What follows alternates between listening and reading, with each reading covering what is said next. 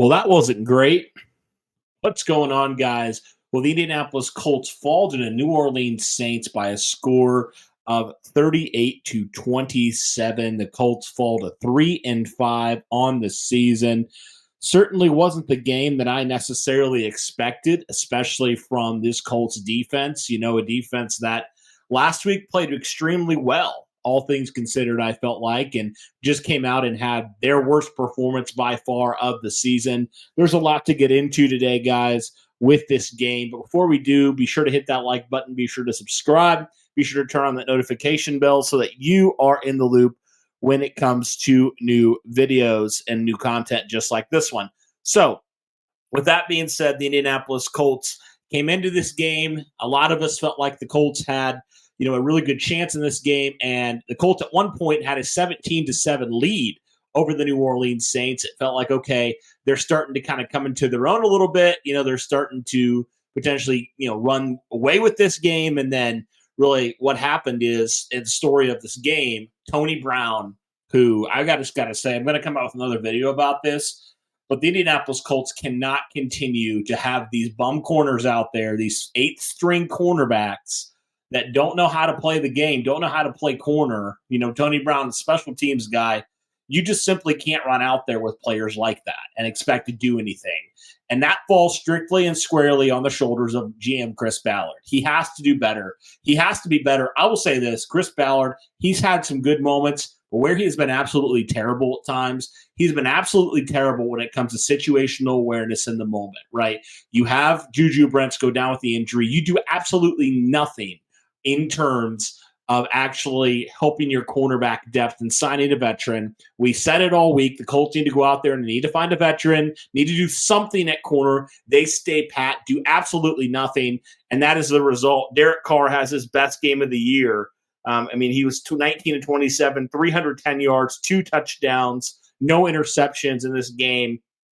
Raheem Shaheed had his best game of the season. He had 3 catches, 153 yards, and a touchdown, and really had the big play at the end of the game to ice that against, guess who? Tony Brown. And so the Indianapolis Colts lose this game, and they really shouldn't have won this. They really shouldn't have lost this game, and they lose this game despite the fact that they've now scored in every single game, continuing to score 20-plus points. They scored 27 in this game, and they still lose by double digits. Guys, it was bad from start to finish for this Colts defense. Really was their worst performance, like I said, and I don't really think it was close. It was downright pathetic from this defense in a lot of different ways. And so there's a lot with this defense that you look at this game and you say, wow, they just really struggled in a lot of areas. Pretty much every aspect, right? Stopping the pass, stopping the run. New Orleans had 134 yards rushing in this game. Taysom Hill, when he's in the game at quarterback, what's he going to do except for run the ball? And yet the Colts simply just didn't have the awareness to do anything. And Gus Bradley, man, I tell you what, it's getting worse. Gus Bradley is continuing to not do what he needs to do in order to keep the Colts competitive in this. It was his worst performance. And the big thing is, for a team that's preached accountability, the fact that they kept Tony Brown in there, and then Shane Steichen not only did that, but doubled down on keeping Tony Brown in there, and the fact that they just didn't want to make adjustments for whatever reason, despite the fact that he was clearly the worst player on the field by a wide margin. It's insanity. It's absolute insanity that they would do that. And so it was absolutely terrible from this defense pretty much all day long. The only player on this defense that I'll give credits to and props to has to be DeForest Buckner. He had the only sack for the Colts on the day. And, he had that forced fumble that kind of gave the Colts that early, go-ahead lead there. But other than that, not really a whole lot to write home about. I guess I will say the good thing is Zaire Franklin came back into the game. He had a couple different injuries, but finished with 14 tackles. Shaq Leonard had probably his best day, had 11 tackles on the day, 6 solo. Kenny Moore had some nice plays as well. Rodney Thomas should have had an interception, but it was kind of a weird rule where they gave it to the offensive player, but he nearly had his second interception in back-to-back weeks. But other than that, not really great from this defense, all things considered. And so Yeah, it's something where it's very clear and obvious the Colts need to make a change at the cornerback position. I don't care how they do it.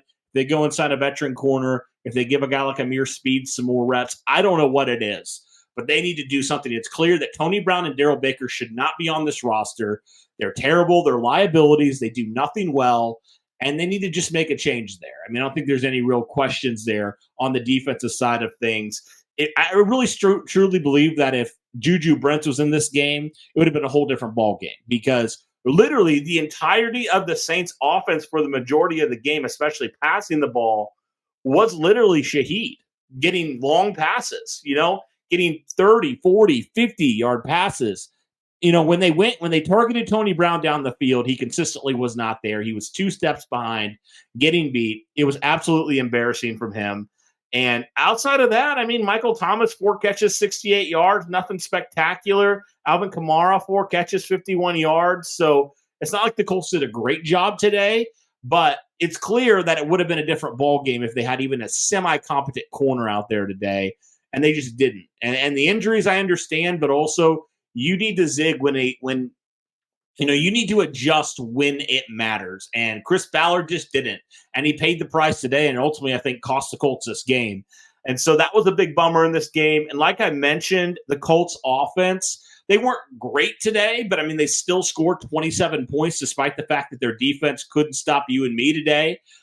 It was that bad. And so, but Gardner Minshew, 41 attempts today. Again, you'd like to see that number go down a decent amount there, because the Colts only gave Jonathan Taylor 12 carries in this game, despite the fact that he had 95 yards, nearly 8 yards per rush. He had the big 42-yard rush. Zach Moss had a good day, 11 carries, 66 yards, a big 41-yard rush. So that was a bit puzzling to me that, number one, the Colts didn't run the ball more, and number two, the fact that the Colts didn't give Jonathan Taylor. I think they should have given him a lot more carries. He actually had less carries this week than he had a week ago, despite being more efficient this week running the football. So that was a little bit head-scratching. Shane Steichen said that it wasn't anything injury-related, so you just wonder, well, what was it then? Why was he not present at the end of that game? That was very puzzling in this game. But the Colts had success running the football. Zach Moss, I said 66 yards on 11 carries. Jonathan Taylor, 95 yards on 12. So the Colts continue to have a very, very good duo together with Zach Moss and Jonathan Taylor running the football. Jonathan Taylor, his best game of the season. Josh Downs continues his stellar rookie campaign, 7 catches, 72 yards on the day. Michael Pittman Jr. had probably one of his highest target rates he's had. He had 8 catches for 40 yards and a touchdown in this game.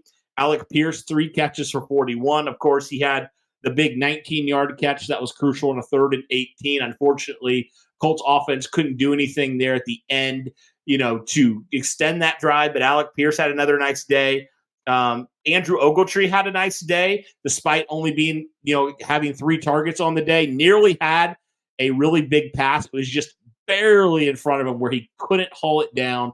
Gardner Minshew barely overthrew him on that one, but he came back to him later in the game, had a big 33-yard touchdown that cut the game to 8, and want to give him a special shout-out as well. He's probably looked the best out of the tight ends so far. So overall, the offense wasn't great today. I won't act like they were like, oh my gosh, they were on another level. I think they were probably better yet last week, to be honest with you, except for the turnovers, obviously.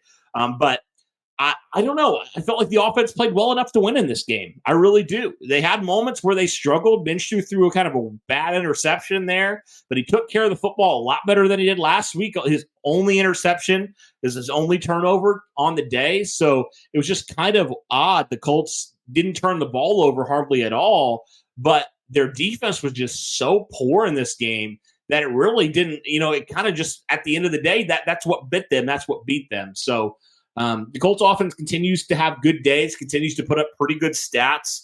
And so that was definitely good. But yeah, it just kind of makes you wonder, like, the Colts might have one of the best offenses, but if their defense is going to continue to do this, or the offense is going to turn it over like last week, it seems like it's just something dumb that's just so obvious and so egregious in back-to-back weeks now that it's just completely derailed your chances at winning.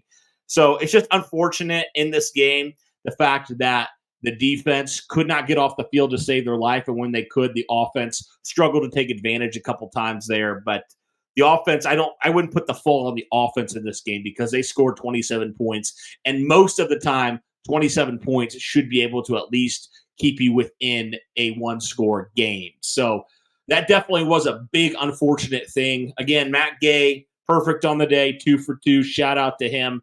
Guys, I'm not going to go into mega detail here because, I think it's pretty obvious what the issue was, and it's pretty obvious what the Colts need to do here.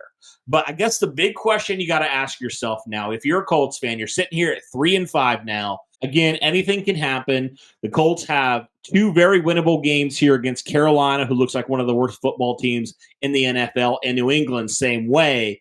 The Colts have a chance here, 2 very winnable games to get back to 500. But you have to ask yourself, what would you rather have right now? You have a backup quarterback. You have a lot of injuries right now, and it's obvious that you don't have enough depth at cornerback. So, what should the Colts do with the trade deadline looming? Should they buy? Should they sell? Should they stay put? What should they do? And also, where are you rooting right now? Nobody's going to root for a loss. Nobody's going to root for a loss. As fans, we're not going to root for a loss. But, what's the best case scenario for this team right now? You got to wonder those questions and ask those questions. It's very unfortunate that the Colts lost this game because you thought this was kind of their revenge game. This was kind of their getting back at the, egregious loss last week at the end of the game. And at the end of the day, just the lack of talent out there at corner really showed itself in this game. The secondary kind of had a rough day, all things considered. So, guys, that's all I got. It's not as long and as in-depth as typically we would do, but I don't know what else there is to say, to be completely honest with you. This falls squarely on the shoulders of Gus Bradley and Chris Ballard, and I don't think there's anything else to it. So let me know your guys' thoughts in the comments below. That'll do it for this one, guys. Thanks so much for tuning in. Like I said at the beginning, be sure to smash that like button, subscribe, turn on the notification bell so that you are in the loop when we drop new content just like this. But that'll do it for this one, guys. Thanks so much for tuning in. And as always, guys, go Colts.